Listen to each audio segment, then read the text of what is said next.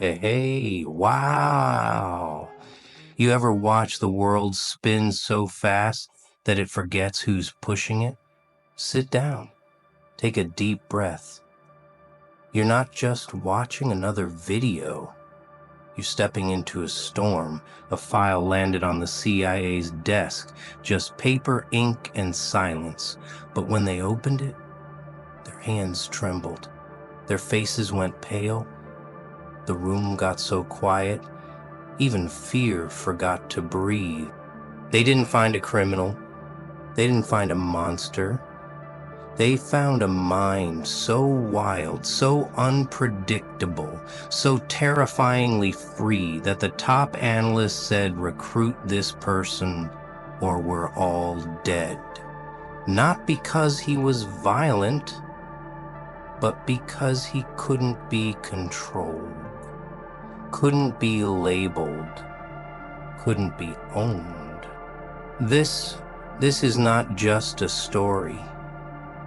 This is a wake-up call to every soul who's been silent for too long, every mind that's too loud for this quiet world, every outcast that the world tried to forget. Guess what? We're not here to be understood.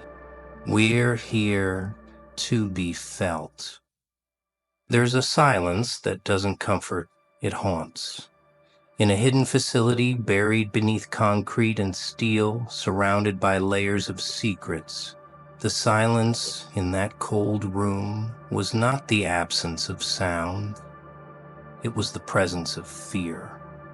The kind of fear that grabs men by the collar and drags their pride into the dirt. These weren't average men. These were the CIA's most elite behavioral analysts, trained to decode minds, predict actions, and dissect emotions with surgical precision. Yet today, all their graphs, algorithms, and years of experience sat useless in front of one thing: a single file. The room was dimly lit, but no one dared to blink. That file didn't just hold information. It held something unpredictable, something that broke all patterns and shattered all rules. The analysts passed the file without speaking, each one scanning its pages, each one growing paler, quieter, heavier. There was no photo, no name, only records of strange behavior, unexplained disappearances, untraceable impact. The file read like a myth, but the danger felt real. One man placed his hand on the table and whispered, "If we don't recruit this person, we're all dead." And just like that, the air turned solid with tension. They weren't afraid of bombs, they weren't afraid of bullets, they were afraid of a mind, a person who didn't follow the blueprint of human behavior. Because when someone no longer thinks like the rest, when they abandon logic, fear, and societal rules, they step into a realm that terrifies even the most prepared minds. This was someone who had turned pain into power, rejection into rhythm, silence into strategy. They had become not a person, but a force. The CIA called this person a threat.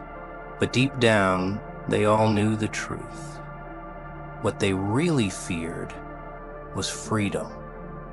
This wasn't just someone who walked off the grid.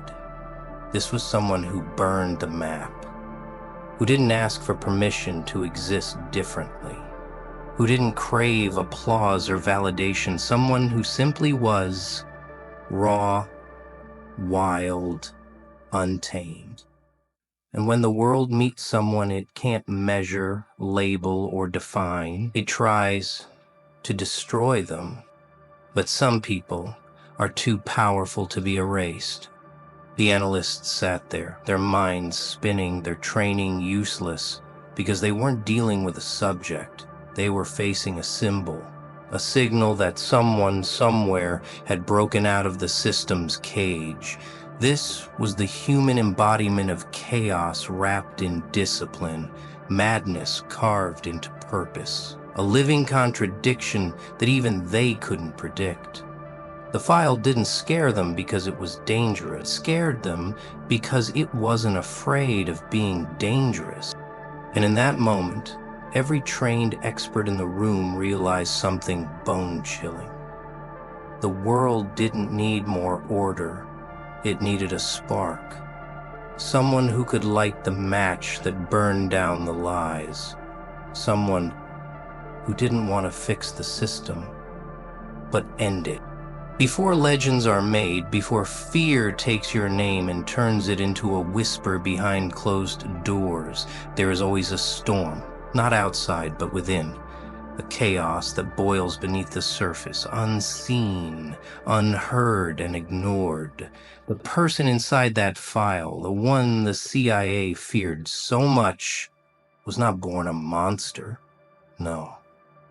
They were born just like anyone else. Soft, curious, kind. But kindness in a cruel world is like offering flowers in a battlefield. It's not reward, it's trampled. They gave, and the world took. They spoke, and the world laughed. They trusted, and the world betrayed. Every time they reached out, the world slapped their hand away and told them to get over it. But pain has memory, and when it builds up, layer after layer, it doesn't die. It transforms. It changes form. It starts to burn, and what was once a soft heart becomes a furnace. That's what people never see. They see the result, not the reason. They judge the madness, but never the wounds that created it. This person was born from fire, the kind of fire that doesn't flicker, it devours. Every broken promise became fuel, every humiliation a spark, and soon the person the world tried to bury became something else entirely. Not a victim, not even a survivor, but a weapon. A force so focused, so unstoppable, even the shadows leaned back in respect. Fire doesn't ask permission to burn. It doesn't apologize for the destruction it causes, because it knows sometimes things need to fall apart to be rebuilt right. That's what this person understood better than anyone. They weren't trying to fit in anymore. They were done begging for seats at tables built by cowards. They were building their own table, and it was carved from pain, lit by rage, and sealed in silence. Do you know what kind of strength it takes to rebuild yourself with no one clapping? To stare at a mirror full of scars and say, "This is still me"? That's not madness. That's power. The kind that can't be taught in classrooms. The kind that doesn't follow rules. Because when you've walked through enough fire, the world's insults become whispers. Fear becomes background noise. And your purpose becomes a scream the universe can't ignore. Born from fire doesn't mean you enjoy pain. It means you learned how to use it. It means your scars are your armor. Your past, that's your blueprint. And your rage, it's no longer wild, it's controlled, directed, deadly. So when the analysts trembled, when they begged to recruit this person or risk everything, they weren't afraid of who this person had become. They thought they had him figured out, thought they'd watched enough tapes, read enough files, run enough simulations. But that's the thing about people who are truly different. You can't predict them using the tools built for the ordinary. You can't understand a storm by measuring the wind. You have to feel it, stand in it, get torn apart by it. And that's what none of them were ready for. They were trained to dissect behavior, but what happens when behavior is no longer human, but elemental? What they didn't see coming was someone who had turned suffering into strategy. Someone who had taken every betrayal, every insult, every moment of isolation and weaponized it. They assumed he'd break under pressure, that life would crush him like he'd crushed so many before him. But they forgot. Pressure doesn't only break, it builds. It builds diamonds. It builds monsters. It builds minds that don't think like the rest. While the world looked for comfort, he chased discomfort. While others looked for peace, he walked into chaos. And while the world ran from darkness, he danced in it. Because the pain had already done its worst. There was nothing left to fear. And that's what made him so dangerous. He didn't need their systems. He didn't care about being accepted. They couldn't manipulate him with rewards, and they couldn't control him with punishment. That kind of person. That's not a threat. That's an extinction-level event to the illusion of control. He wasn't trying to be a leader. He didn't want followers. He simply wanted truth. Raw, burning, unsettling truth. And when you live in truth, you make liars uncomfortable. You make the powerful tremble. That's what they didn't see coming. They thought he'd stay quiet, stay invisible, like they trained him to be. But instead he rose, not loud, but louder than silence. Not violent, but stronger than destruction. They watched him walk into every room like he owned it. Not with arrogance, but with certainty. Certainty that he had nothing left to lose. They studied him like a case. They should have studied him like a lesson, because while they were busy trying to predict his next move, he was already on his 10th. While they whispered in meetings, he was speaking to the masses, not with a microphone, but with presence, with aura, with conviction. They wanted to understand his tactics, but his power wasn't tactical, it was spiritual, not in a religious sense, but in a soul-ripping, soul-revealing sense. He made people confront the parts of themselves they had buried, and no one likes being stripped bare. What they didn't see coming was someone who had already seen everything, who had looked pain in the face, shook its hand, and then walked past it like an old friend. They didn't see someone broken. They saw someone reborn. In a world drowning in noise, very few people see, not just with their eyes, but with that deep, unshakable sense that penetrates beyond the surface. He was one of those rare souls, the kind that didn't just walk into a room. He read it. Every twitch, every nervous glance, every fake laugh, every clenched jaw, nothing escaped his gaze, not because he was trying to notice, but because his mind was trained by trauma to never miss anything. That's what pain does. It sharpens your senses, makes you a watcher, a recorder, a human radar. While others spoke over each other, trying to be heard, he sat in silence, but his silence wasn't emptiness, it was study. People assumed he was shy, quiet, maybe even lost, but in truth, he was calculating, measuring, absorbing the energies of everyone around him like a sponge dipped into gasoline. And the moment came when all that quiet observation turned into something terrifyingly effective: understanding. And understanding, that's the most dangerous weapon of all. Because once you understand someone, you control the conversation before it even starts. He knew what people feared.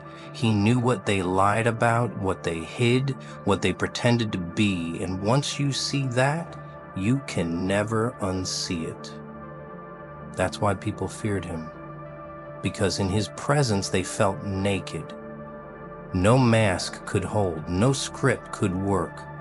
He didn't just hear your words, he heard the intent behind them. And when you can hear the truth behind the lies, you own the room, even in silence. They didn't teach this in schools. It wasn't something that could be downloaded or learned through books. This was survival instinct, evolved into genius. It came from years of being ignored, overlooked, underestimated. When you spend your life as the outsider, you learn to read the insiders better than they know themselves. That's what the analysts missed. They thought they were studying him, but he had already memorized them.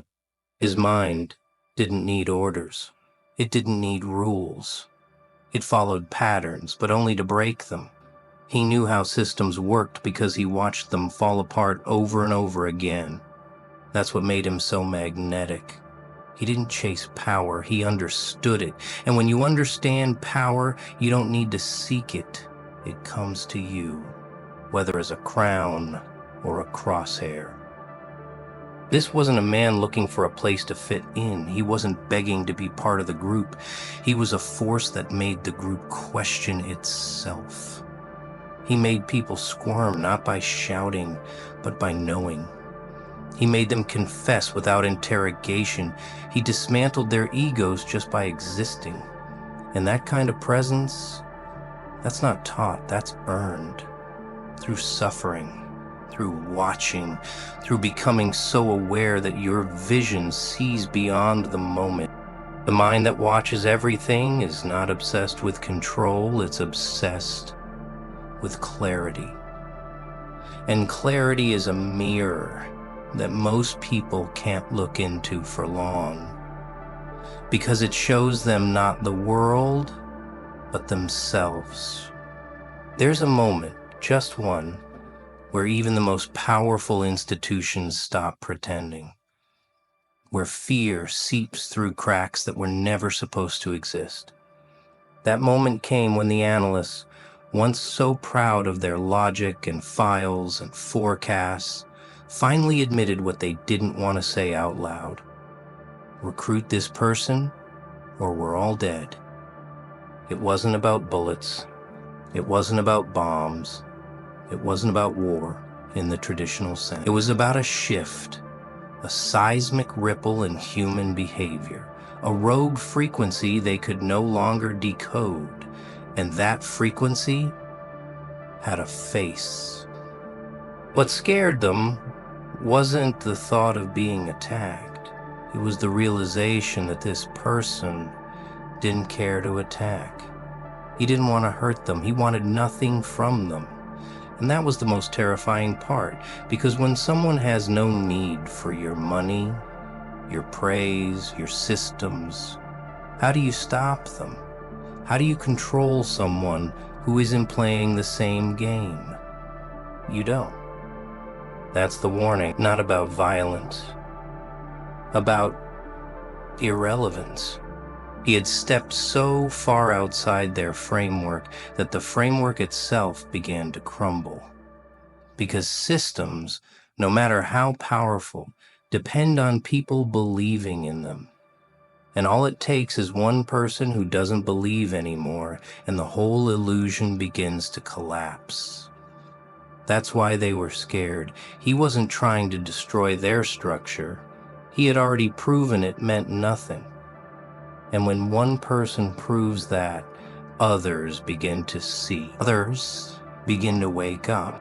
The warning wasn't in his words, it was in his silence, in the way he didn't react, in the way he moved like nothing could reach him. That's when they knew they were dealing with something else entirely. This wasn't rebellion, this was evolution. He had evolved beyond the need to be accepted, beyond fear, beyond need. He wasn't angry. He wasn't loud. He had simply decided. And once a person makes that kind of internal decision, one carved by years of pain and solitude, there's no bringing them back. He became a signal to the rest of the world. You don't have to follow. That's all it takes. One spark in a dark room, one loud breath in a crowd of silence. The warning was simple. He exists. And because he exists, others like him can exist too. That idea alone was enough to shatter decades of control. Not with weapons, but with truth. He became a cycle with alone. So the analysts panicked. They scrambled. They pleaded for him to be brought in, not to destroy him, but to understand him, because they realized they were no longer ahead. They were chasing someone they could never catch, someone who moved in dimensions they couldn't measure, someone who didn't look for the cracks in the system, but simply walked through them like they were never there. That itch under your skin, that voice in your head whispering, you weren't born to blend in, you were born to bend reality. The world tried to train you, contain you, break you, but they forgot. Some people don't break. Some people transform, and once you transform, once you become the storm, they can't stop you. They can't even see you coming. So go ahead, laugh, scream, rise.